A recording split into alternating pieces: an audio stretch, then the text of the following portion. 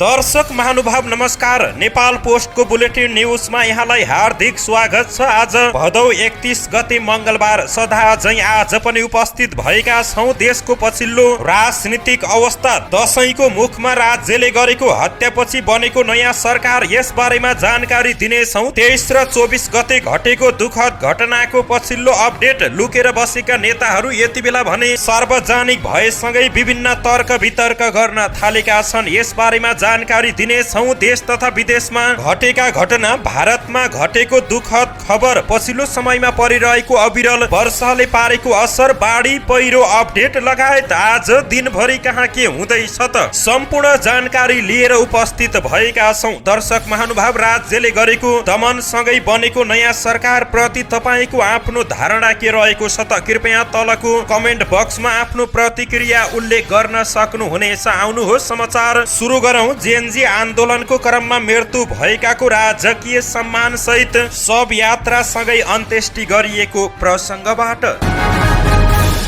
JNG युवाको आन्दोलनमा ज्यान गुमाएकाहरूको आज अन्त्येष्टि गरिएको छ। मृतकका परिवारका सदस्य र आफन्तहरूले शव यात्रा निकालेका थिए। शव यात्राको लागि आएकाहरूले मृतकका फोटो र राष्ट्रिय झण्डा बोकेका थिए भने उनीहरू शोकमग्न अवस्थामा देखिएका थिए। कतिपयले निसन्तानलाई के थाहा जेएनजीको सपना लेखिएको कपडाले शरीर छोपेका थिए। सरकारले आन्दोलनमा मृत्यु भएकाहरूलाई शहीद घोषणा गर्ने, राष्ट्रिय सम्मानको साथ अन्त्येष्टि गर्ने र राष्ट्रिय शोक स्वरूप असोज 1 गते सार्वजनिक बिदा दिने लगायतका निर्णय गरेपछि मृतकका परिवार अन्त्येष्टि गर्न तयार भएका हुन्। भ्रष्टाचार र सामाजिक सञ्जाल प्रतिबन्ध विरुद्ध युवाहरूले गरेको प्रदर्शन हिंसात्मक बन्दा 72 जनाले अकालमा ज्यान गुमाएका थिए। मृत्यु हुनेहरूमा धेरैको छातीमा गोली लागेकाहरू रहेका छन्। कतिपयका शव आगोमा जलेको अवस्थामा भेटिएका थिए। शवहरू संकलन गरी त्रिवी शिक्षण अस्पताल महाराजगञ्जमा राखिएको थियो। त्यहाँ पोस्टमार्टम गरी शवको पहिचान भएपछि आफन्तको जिम्मा लगाउने गरिएको छ। केही सब पहिल्यै आफन्तले बुझेर अन्त्येष्टि गरिसकेका छन्। आज रसिक खतिवडा लगायतको शव यात्रा सहित अन्त्येष्टि गरिएको हो। आन्दोलनमा ज्यान गुमाएकाहरू मध्ये 10 जनाको सामूहिक शव यात्रा निकालिएको थियो। 6 जनाको शव काठमाडौँ बाहिर र 4 जनाको पशुपतिमा अन्त्येष्टि गरिएको हो। अस्पतालले परिवारलाई शव जिम्मा लगाएपछि अस्पताल पुगेका आफन्तहरू निकै भावविह्वल अवस्थामा देखिएका थिए। भोलि सरकारले शोक बिदा दिएको छ भने मृतकको परिवारलाई 15 लाख रुपियाँ दिने निर्णय समेत गरेको छ। निजामती कर्मचारी अस्पतालले भदौ 23 र 24 गतेको जेएनजी आन्दोलनको क्रममा घाइते भएकाहरूको उपचार सम्बन्धी विवरण सार्वजनिक गरेको छ। अस्पतालका अनुसार यो अवधिमा 461 जना घाइतेले उपचार लिएका थिए, जसमध्ये 6 जनाको उपचारकै क्रममा मृत्यु भएको छ। अस्पतालले आज तथ्याङ्क सार्वजनिक गर्दै कुल 461 घाइते मध्ये 366 जनालाई सामान्य उपचार सँगै डिस्चार्ज गरिएको छ। 44 जनालाई थप उपचारको लागि अन्य अस्पतालमा रेफर गरिएको थियो। सूचना अनुसार 51 जना घाइतेलाई अस्पतालमा भर्ना गरेर उपचार गरिएको थियो। भर्ना भएका मध्ये 50 जनाको शल्यक्रिया गर्नु परेको थियो भने 11 जनाको पुनः शल्यक्रिया गरिएको अस्पतालले जनाएको छ। अस्पतालका अनुसार भर्ना भएका 51 मध्ये 42 जना उपचार सँगै डिस्चार्ज भएका छन् भने हाल 9 जनाको उपचार अस्पतालमा जारी रहेको छ। नेपाल प्रहरी प्रधान कार्यालयले भदौ 23 र 24 गते आन्दोलनको क्रममा ज्यान गुमाउने प्रहरीका परिवारजनलाई प्रति परिवार 10 लाख उपलब्ध गराउने निर्णय गरेको छ। सोमबार एक विज्ञप्ति जारी गर्दै कार्यालयले नेपाल प्रहरीमा कार्यरत प्रहरी महानिरीक्षकदेखि प्रहरी निरीक्षक सम्मको तलब कट्टा गरी प्रति परिवार 10 लाख उपलब्ध गराउने निर्णय गरेको जानकारी गराएको छ। भदौ 23 र 24 गतेको आन्दोलनमा धेरै स्थानमा प्रहरी कार्यालयहरू जलेर ध्वस्त भएका थिए भने धेरै प्रहरीहरूले आफ्नो ज्यान गुमाउनु परेको थियो। भदौ 23 र 24 गते भएको जेएनजी आन्दोलनमा देशभरिका प्रहरी चौकीमा तोडफोड, आगजनी र लुटपाट मचाइएको छ, जसको कारण उपत्यकाका अधिकांश प्रहरी चौकी खण्डहर बनेका छन्। उपत्यकाको महाराजगञ्ज र कोटेश्वर प्रहरी वृत्तमा गरी 3 जना प्रहरीले ज्यान गुमाइसकेका छन्। यस्तो कहाली लाग्दो अवस्थाबाट गुज्रिएको नेपाल प्रहरी उच्च मनोबल सहित अहिले नागरिकको सेवामा खटिएका छन्। लुटपाट र आगजनीबाट आफ्नो वर्दी समेत गुमाएका प्रहरीहरू अहिले बिना वर्दी नागरिक सेवामा खटिएका हुन्। उपत्यकाका विभिन्न चोकहरूमा रहेको ट्राफिक आइल्यान्ड लगायत भौतिक संरचना तोडफोड भएपछि बाँकी रहेको अवशेषमाथि उभिएर वर्दी बिनै प्रहरी चप्पल लगाएर खटिएका छन्।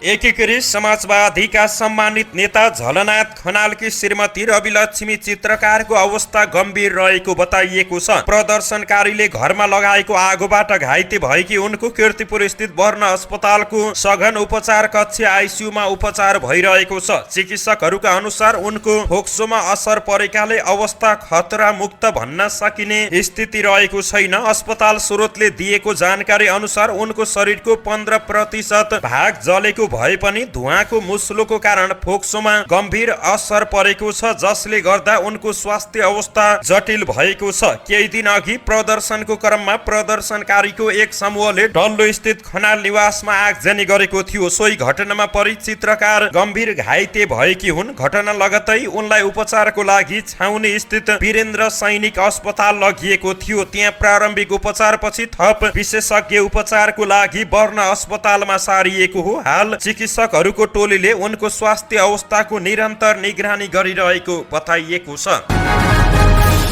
नेकपा माओवादी केन्द्रका अध्यक्ष पुष्पकमल दाहाल प्रचण्ड एक सातापछि सार्वजनिक भएका छन्। जेएनजी आन्दोलनको क्रममा भदौ 24 गते बिहानबाट सेनाको उच्च सुरक्षा घेरामा रहेका दाहाल पार्टी पंक्तिको सम्पर्कमा पुगेका हुन्। आज उनी पार्टी मुख्यालय पेरिस डाँडामा पुगेका छन्। जेएनजी आन्दोलनको क्रममा माओवादी केन्द्रको मुख्यालय तोडफोडसँगै आगजनीको कारण ध्वस्त भएको छ। दाहाल आजबाट पार्टीको जिम्मेवारीमा सक्रिय भएको उनको सचिवालयले जानकारी दिएको हो। लगतै उनी पेरिस टाढा पुगेका हुन्। दाहाललाई वाइसिएल का नेताहरू र युवाहरूको ठूलो पंक्तिले स्वागत गरेको थियो। एमाले नेताहरू हिजो नै पार्टी मुख्यालय च्यासल पुगेका थिए। माधव कुमार नेपाल पनि आफ्नो पार्टी कार्यालय र निजी घरको अवलोकनमा पुगेका थिए। कांग्रेसका महामन्त्रीहरू गगन थापा र विश्वप्रकाश शर्मा आइतबार नै पार्टी मुख्यालय सानेपा पुगेका थिए। अन्तरिम सरकार गठनसँगै सुरक्षा स्थिति सहज हुँदै गएपछि निवर्तमान नेतृत्वमा रहेका केपी शर्मा ओली बाहेक अरू सबै नेता शिवपुरीको सैनिक तालिम केन्द्रबाट फर्किएका छन्। जेएनजी आन्दोलनको दोस्रो दिन भदौ 24 गते प्रदर्शनकारीहरूले नेताहरूका घर तोडफोड गर्न थालेपछि ओली लगायत तत्कालीन मन्त्री र शीर्ष नेताहरूलाई सुरक्षाको निम्ति शिवपुरी लगेर राखिएको थियो। ओली सरकारको मन्त्री परिषदमा रहेका केही मन्त्रीसँग उनीहरूको अवस्था बुझ्न सोमबार फोन गर्दा उनीहरूले शिवपुरीमा ओली मात्र बाँकी रहेको बताए। बाँकी सबै पूर्व मन्त्री र शीर्ष नेताहरू काममा फर्किसकेका छन्। शिवपुरीबाट फर्के पनि उनीहरू घर जान पाएका छैनन्। सबैजसो पूर्व मन्त्री र शीर्ष नेताको घरमा आगजनी र तोडफोड गरिएकाले बस्न सक्ने अवस्था रहेको छैन। भदौ 24 को घटनापछि निवर्तमान ओली सहित माओवादीका अध्यक्ष पुष्पकमल दाहाल प्रचण्ड, एकीकृत समाजवादीका अध्यक्ष माधव कुमार नेपाल लगायतलाई सैनिक तालिम केन्द्रमा राखिए थियो। स्रोतका अनुसार प्रचण्ड र नेपाललाई सिंहदरबारबाट हेलिकप्टरमा त्यहाँ पुर्याइएको थियो। जेएनजीको आन्दोलन खपि नसक्नु भएपछि ओलीले मंगलबार बाध्य भएर पदबाट राजीनामा दिएका थिए। त्यस लगतै नेपाली सेनाले उनको उद्धार गरेको थियो। उनले बुधबार राति जेएनजीको नाममा पत्र जारी गर्दै आफूहरू शिवपुरीको एकान्त सुरक्षा घेराभित्र रहेको पुष्टि गरेका थिए। नेकपा एमालेका अध्यक्ष केपी शर्मा ओलीको बालकोट स्थित निजी निवास तोडफोड र आगजनी गर्ने अग्रभागमा कांग्रेसकै नेता देखिएका छन्। भदौ 24 गते अपराह्न ओली निवासमा भएको लुटपाट तोडफोड र आगजनीको सुरुवातमै मुखमा औलो राखेर सिटी हाल्दै रातो क्याप लगाएका युवाले उक्साइरहेको भिडियोमा देखिएको छ। सिटी बजाउँदै दुर्गा प्रसाई शैलीमा आओ आओ भन्दै ओलीको घर आगजनी गर्ने मध्येका ती युवा नेपाली कांग्रेस दोलखाका क्षेत्रीय उपसभापति सुभाष लामा रहेको खुलेको छ। नेकपा एमाले वैद्येश्वर गाउँपालिका कमिटीले फेसबुक पेजमा भोलिपल्टै उनको फोटो र भिडियो हाल्दै तत्कालीन सत्ता साझेदार दलकै नेता संलग्न रहनु दुखद भनेको छ। वैद्येश्वर गाउँपालिका 1 निवासी लामा कांग्रेसका क्षेत्र नम्बर 1 का क्षेत्रीय उपसभापति रहेको पार्टीले स्वीकार गरेको छ। उनी गुण्डागर्दी र गलत क्रियाकलापमा पहिलेदेखि नै संलग्न रहने गरेकाले पार्टीको बदनाम भएको जिल्लाका एक नेताले बताए। 2074 र 2079 का दुवै चुनावमा बुथ कब्जा गरेर पालिका अध्यक्ष जितेका छवि लामाका भतिजा सुभाष नै बुथ कब्जाका मतियार रहेको बताइएको छ। लामाले त्यस दिन ओली निवासमा भिड लैजाने, उक्साउने र आगजनी गर्ने जस्ता क्रियाकलाप गरेका सबै प्रमाण संकलन भएको एमाले केन्द्रीय संगठन विभागका सचिव माधव ढुङ्गेलले बताए। दुर्गा प्रसाई समूहसँगै राजसपा माओवादी र राजावादीहरूले गरेको आगजनीमा कांग्रेस क्षेत्रीय उपसभापति अग्रभागमा देखिनु दुखद रहेको एमाले दोलखाले बताएको छ। नेकपा माओवादी केन्द्रका वरिष्ठ उपाध्यक्ष नारायण काजी श्रेष्ठले जेनजी आन्दोलनको क्रममा सिंहदरबार जस्ता राष्ट्रिय संस्थामा आगजनी गर्नेलाई कुनै पनि हालतमा छुट दिन नसकिने बताएका छन्। पार्टी कार्यालय सरसफाई गर्ने क्रममा उनले भने सबै ध्वस्त हुने गरी जलाइएको छ, कतिपय सामान लुटिएको छ, सामानहरू सबै तोडफोड गरिएको छ। पार्टी कार्यालयको मात्र कुरा होइन, राष्ट्रको प्रतीक बनेको सिंहदरबार जस्तो संस्था जलाउनेलाई हामीले कुनै पनि हालतमा छुट दिन सक्दैनौ। श्रेष्ठले माओवादी पार्टी अब जेएनजीको मुद्दामा मिलेर अगाडि बढ्ने बताएका छन्। अब हामीले जे संकल्प गरेका थियौं कि हाम्रो पार्टीलाई रूपान्तरण र पुनर्गठन गरेर हामी त्यो लक्ष्यमा जान्छौं, जेएनजीको मुद्दामा मिलेर त्यो आन्दोलनको उपलब्धिहरूलाई सफल पार्न हामी अगाडि बढ्छौं। उनले माओवादी जसरी उठ्नु पर्ने हो त्यसै गरी उठ्ने सम्भावना रहेको बताएका छन्।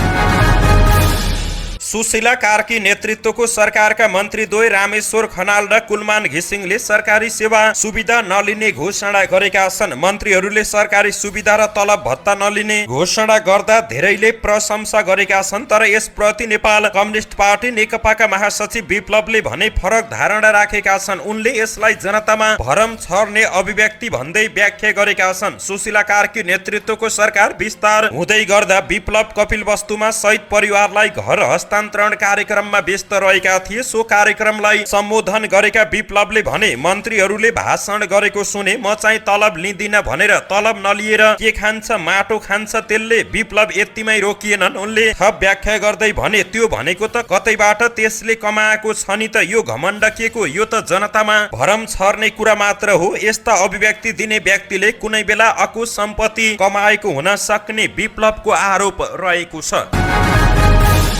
देशको नेतृत्वमा रहेकी सुशीला कार्कीले वरिष्ठ नेत्र चिकित्सक सन्दुक रोहितसँग छलफल गरेकी छन्। आज मंगलबार तिलगंगा आँखा प्रतिष्ठानमा पुगेर कार्कीले रोहितसँग आफ्नो नेतृत्वको सरकारमा सहभागी हुने बारे छलफल गरेको बुझिएको छ। कार्कीले विशेष परिस्थितिमा आफूले सरकारको नेतृत्व गर्नु परेकाले सहयोग गर्न डाक्टर रोहितसँग आग्रह गरेकी हुन्। जवाफमा रोहितले आफूले सरकारलाई सहयोग गर्ने तर सरकारमा सहभागी हुन नसक्ने जवाब दिएको बुझिएको छ। छलफलपछि डाक्टर रोहितले आफूले अस्पतालको काम र बिरामीलाई छोड्न नसक्ने बताए। जेएनजी आन्दोलनपछि बनेको अन्तरिम सरकारको मन्त्री बन्ने चर्चा चलेपछि रोहितले भने आफू चिकित्सकीय पेशा मार्फत नागरिकको सेवामा तल्लीन हुने बताउँदै आएका छन्।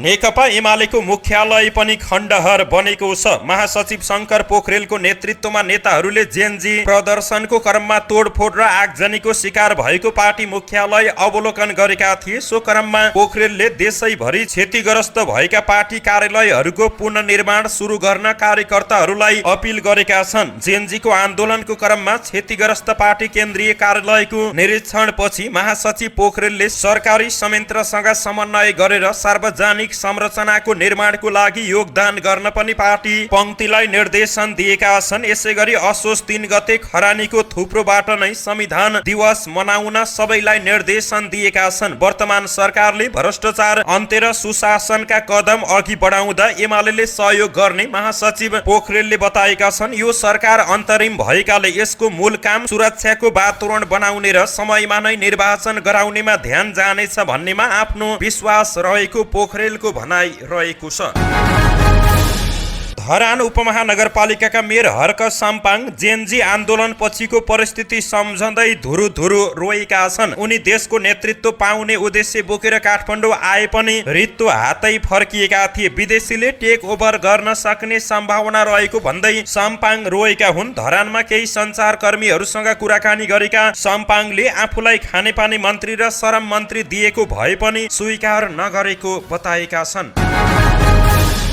हेटौडा उपमहानगरपालिका 10 फरेस्टी गेट अगाडि सोमबार साँझ करिब 6 बजे खुकुरी प्रहारबाट एक व्यक्ति घाइते भएका छन्। जिल्ला प्रहरी कार्यालय मकवानपुरका प्रवक्ता डीएसपी श्यामु अर्यालका अनुसार अन्दाजी 34-35 वर्षका मकवानपुर गढी गाउँपालिका 5 निवासी प्रेम घिमिरेमाथि अज्ञात व्यक्तिले खुकुरी प्रहार गरेका हुन्। घिमिरेको अवस्था मध्यम रहेको छ र थप उपचारको लागि भरतपुर रेफर गरिएको छ। स्थानीयहरूका अनुसार घिमिरे जेनजी आन्दोलनमा सक्रिय रहेको भन्दै विवाद भएको थियो भने केहीले खुकुरी प्रहार गर्ने व्यक्ति एमाले कांग्रेस र माओवादीसँग जोडिएको दाबी गरेका छन्। तर प्रहरीले घटनामा संलग्न व्यक्ति वा समूहको पहिचान पुष्टि गरेको छैन। प्रहरीले दोषीको पहिचान र पक्राउको लागि खोजी तीव्र पारेको जानकारी दिएको छ।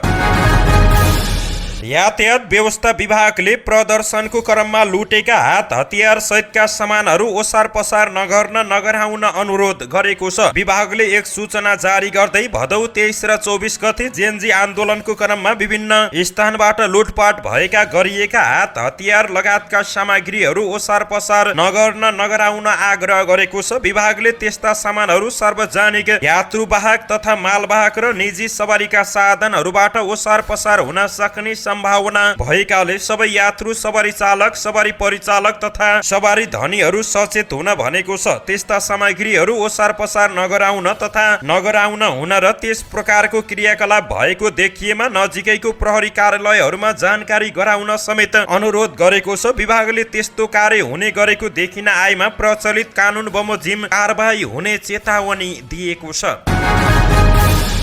भारतको हिमाचल प्रदेश सिमला जिल्लाको कोटखाई नजिक गाडी दुर्घटना हुँदा 4 जना नेपालीको अकालमै ज्यान गएको छ। 2 जना घाइते भएका छन्। मृत्यु हुनेमा सल्यानको कुमा गाउँपालिका 4 का 50 वर्षीय डिल्ली बहादुर साई, 36 वर्षीय एकेन्द्र साई, 26 वर्षीय लक्ष्मी मल्ल साई र 33 वर्षीय राजेश विष्ट रहेका छन्। दुर्घटनामा नवराज साई र हिमबहादुर साई घाइते भएका छन्। 3 जना मृतक एकै परिवारका रहेको बुझिएको छ। प्रारम्भिक अनुसन्धान अनुसार चालकले नियन्त्रण गुमाउँदा पिकअप जीप भिरबाट खसेको थियो। लक्ष्मी घाइते अवस्थामा अस्पताल पुर्याएकी थिइन् र उपचारको क्रममा उनको मृत्यु भएको थियो। गम्भीर घाइते भएका अर्का यात्रु डिल्ली बहादुरलाई इन्दिरा गान्धी मेडिकल कलेज अस्पताल पठाइएको थियो, तर उपचारकै क्रममा उनको पनि मृत्यु भएको थियो। घाइते भएका 2 जनालाई उपचारपछि कोटखाई स्वास्थ्य केन्द्रबाट डिस्चार्ज गरिएको छ। भारतीय पत्रिका द हिन्दुस्तान टाइम्सका अनुसार घटनापछि भारतीय दण्ड संहिता, भारतीय न्याय संहिताको धारा 106 अन्तर्गत लापरवाहीको कारण मृत्यु हुने कसुरमा मुद्दा दर्ता गरेर थप अनुसन्धान भइरहेको डीएसपी सिद्धार्थ शर्माले बताएका छन्। शवलाई पोस्टमार्टमको लागि पठाइएको छ र मृतकका परिवारलाई खबर गरिएको प्रहरीले जनाएको छ। यसबीच मुख्यमन्त्री सुखविन्दर सिंह सुखुले एक विज्ञप्ति जारी गर्दै घटनाप्रति दुःख व्यक्त गरेका छन्। उनले शोक सन्तप्त परिवारसँग सरकार सधैँ रहने र आवश्यक सहयोग उपलब्ध गराउने आश्वासन दिएका छन्। डडेलधुरा स्थित महाकाली नदी किनारमा एक महिलाको शव फेला परेको छ। जिल्लाको परशुराम नगरपालिका 5 परिगाउँ स्थित महाकाली नदीको किनारमा एक महिलाको शव फेला परेको हो। सोमबार करिब 35 वर्षकी ती महिलाको नाम थर र वतन यो सामग्री तयार पार्दै गर्दाको समयसम्म खुल्न नसकेको प्रहरीले बताएको थियो। नदी किनारमा शव भेटिएपछि इलाका प्रहरी कार्यालय जोगबुढाबाट प्रहरी टोली पुगेर घटनास्थलको अनुसन्धान गरेको छ। शवलाई जोगबुढा अस्पताल राखिएको जिल्ला प्रहरी कार्यालय डडेलधुराका सूचना अधिकारी तथा प्रहरी निरीक्षक डम्बर विष्टले बताएका छन्। घटनाबारे थप अनुसन्धान भइरहेको प्रहरीले जानकारी दिएको छ। यता खोटाङको दिप्रुङ चुइचुम्मा गाउँपालिकामा एक युवती मृत फेला परेकी छन्। उक्त पालिकाको वडा नम्बर 4 बतासेकी 26 वर्षीय रेशमिका परियार स्थानीय मार्से जंगलमा भदौ 30 गते राति मृत फेला परेकी हुन्। अजम्बरी साना किसान कृषि सहकारी संस्थामा कार्यरत परियारलाई कार्यालय स्थल पञ्चमी बजारबाट फर्कने क्रममा जंगलमा बलात्कारपछि हत्या गरिएको हुन सक्ने कार्यवाहक वडा अध्यक्ष सुभाष प्रधानले बताएका छन्। प्रधानका अनुसार बेलुकी अबेरसम्म घर नफर्किएपछि खोज्ने क्रममा बाटोनेर चप्पल फेला परेको, त्यसपछि खोज्दै जाँदा केही तल मडारिएको ठाउँ फेला परेको र करिब 100 मिटर तल घोप्टो परेको अवस्थामा उनको शव भेटिएको हो। परिवारको भित्री कपडा मडारिएको ठाउँनिर फेला परेको र बाहिरी कपडा भने लगाइएको अवस्थामा फेला परेको हो। रातिदेखि नै घटनास्थलमा प्रहरी पुगेको थियो। प्रारम्भिक अनुसन्धानमा रश्मितालाई अपराधिक समूहले बलात्कार गरी हत्या गरेको आशंका गरिएको छ। घटनापछि गाउँमा त्रास फैलिएको छ। स्थानीयले अपराधीलाई तत्काल पक्राउ गरी कडा कारबाही गर्न माग गरेका छन्। एमाले खोटाङका नेता राम दङ्गालले पनि अपराधीलाई चाँडै पहिचान गरी कानुनी दायरामा ल्याउन सरकारसँग माग गरेका छन्। रश्मिताको परिवारले घटनामा संलग्नलाई कडा सजाय दिलाउन आग्रह गरेका छन्। गत शनिबार मृत्यु भएको भनिएकी बुटोलकी लक्ष्मी कुमालको उनकै श्रीमानले हत्या गरेको खुलेको छ। बुटोल उपमहानगरपालिका वडा नम्बर 3 पुलचोक बस्ने लक्ष्मी बिरामी परेको भन्दै उनका श्रीमान प्रेमबहादुर कुमालले शनिबार बिहान अस्पताल लगेका थिए। शनिबार बिहान 11 बजेतिर लुम्बिनी प्रादेशिक अस्पतालमा पुर्याइएकोमा चिकित्सकले लक्ष्मीको मृत्यु भइसकेको बताएपछि उक्त घटना बाहिरिएको हो। गुल्मीको इस्मा गाउँपालिका वडा नम्बर 6 घर भई बुटोलमा बस्दै आएका कुमाल श्रीमती लक्ष्मीलाई शुक्रबार राति 11 बजे राति छाताको रड र काठको ढोकामा लगाउने आग्लाले हानेर हत्या गरेका थिए। प्रहरीका अनुसार प्रेमले मरणासन्न हुने गरी कुटपिट गरी रातभरि घरमै राखेर शनिबार बिहान मात्र बिरामी परेको भन्दै अस्पताल लगेका थिए। इलाका प्रहरी कार्यालय बुटोलका अनुसार लक्ष्मीको मृत्यु भएपछि पोस्टमार्टमको प्रारम्भिक रिपोर्टमा कुटपिटबाट शरीरको भित्री भागमा गम्भीर चोट लागेको देखिएपछि अनुसन्धान अगाडि बढाइएको थियो। आमाको मृत्यु भएपछि उनकी 13 वर्षीय छोरीले बाबुले कुटपिट गरेको बताएपछि प्रहरीले प्रेम बहादुरलाई पक्राउ गरेको छ। मृतक लक्ष्मीका 10 महिना 8 वर्ष र 13 वर्षका 3 छोरी रहेका छन्। मृतकका भाइ कमल मुखियाले भिनाजु प्रेम बहादुर कुमालले दिदीको हत्या गरेको भन्दै इलाका प्रहरी कार्यालयमा जाहेरी दिएका छन्। नेपालगञ्जको राप्ती सोनारी गाउँपालिका 3 सिनाबासमा चितुवाले आक्रमण गर्दा एक महिलाको मृत्यु भएको छ। आइतबारदेखि हराइरहेकी सोही ओडाकी 45 वर्षीय लक्ष्मी थारू जनमुखी सामुदायिक वनको पुरानो पानी ट्याङ्की नजिकै मृत फेला परेको डिभिजन वन कार्यालय बाँकीका प्रमुख शङ्कर गुप्ताले जानकारी दिए। गुप्ताका अनुसार थारूको शव आसपासमा चितुवाको पाइला देखिएपछि क्यामेरा जडान गरी हेर्दा एउटा भाले चितुवा हिँडडुल गरेको देखिएको थियो। सो घटनापछि स्थानीय आतंकित भएकाले भाले चितुवालाई समाउन प्राविधिक टोली पठाउन लागि जानकारी दिएका छन्। वर्षासँगै पहिरो खस्दा महाकाली राजमार्ग अवरुद्ध भएको छ। राजमार्ग अन्तर्गत यहाँको दोगडा केदार 5 सलसेना स्थित साझा धारमा आज पहिरो खसेको स्थानीय शेरसिंह कार्कीले बताएका छन्। उनले भने वर्षपछि सडक माथिबाट ठूलो पहिरो खसेको छ। सवारी आवागमन पूर्ण रूपमा अवरुद्ध रहेको छ। राजमार्ग अवरुद्ध हुँदा महेन्द्रनगर धनगढी काठमाडौँका साथै सदरमुकामसम्मको सडक सम्बन्ध टुटेको छ। यात्रुहरू बीच बाटोमै रोकिएका छन्। यसैबीच अवरुद्ध जयपुर पृथ्वी राजमार्ग भने सञ्चालनमा आएको छ। खोडपे बझाङ सडक खण्डको मुसिया खानमा पहिरो खस्दा अवरुद्ध राजमार्ग सञ्चालनमा आएको जिल्ला प्रहरीका प्रहरी निरीक्षक बलराम पाण्डेले जानकारी दिएका हुन्। पहिरोको कारण आइतबार बिहानदेखि अवरुद्ध बेनी जोमसोम सडक आजबाट पूर्ण रूपमा सञ्चालनमा आएको छ। म्याग्दी र मुस्ताङको सिमानामा पर्ने काभ्रे भिरमा ठूलो पहिरो खसेपछि 76 किलोमिटर लामो यो सडक खण्डमा सिधा यातायात ठप्प भएको थियो। घाँसा प्रहरी चौकीका अनुसार नेपाली सेनाको टोलीले विस्फोटक पदार्थ प्रयोग गरी ठूला चट्टान फुटाएपछि डोजरको सहायताले पहिरो पन्छाइएको थियो। सडक अवरुद्ध हुँदा 16 श्राद्धको लागि मुस्ताङको कागबेनी जाने तीर्थयात्री पर्यटक तथा स्थानीय वासी अलपत्र परेका थिए। साथै मुस्ताङबाट स्याउ र आलु बोकेका र चीनको कोरला नाकाबाट दशैंको लागि सामान ल्याएका कन्टेनरहरू पनि बाटोमै रोकिएका थिए। भोलि असोज 1 गतेदेखि बीपी राजमार्ग 24 घण्टा सञ्चालनमा ल्याइने भएको छ। जिल्ला प्रशासन कार्यालय काभ्रे प्लान्चोकमा सोमबार बसेको सुरक्षा समितिको बैठकले मनसुन बाहिरिने क्रममा रहनुको साथै दशैं तिहार लगायत चाडपर्वलाई लक्षित गरी सडक 24 घण्टा सञ्चालन गर्ने निर्णय भएको छ। यात्रुको सहजताको लागि सडक सुरक्षामा सजगता अपनाई स्वीकृत सडक सुरक्षा कार्ययोजना बमोजिम निर्णय गरिएको समितिले जनाएको छ। मनसुनमा बाढी पहिरोको जोखिमको कारण बिपी राजमार्ग अन्तर्गत प्रथान बिन्दु काभ्रेपलाञ्चोकको धुलीखेलबाट सिन्धुलीको सिमाना नेपाल थोकसम्म रातिको समयमा 12 घण्टासम्म यातायात सञ्चालनमा रोक लगाइएको थियो। धन्यवाद। यस्तै ताजा समाचारको लागि नेपाल पोस्ट हेर्दै गर्नुहोला।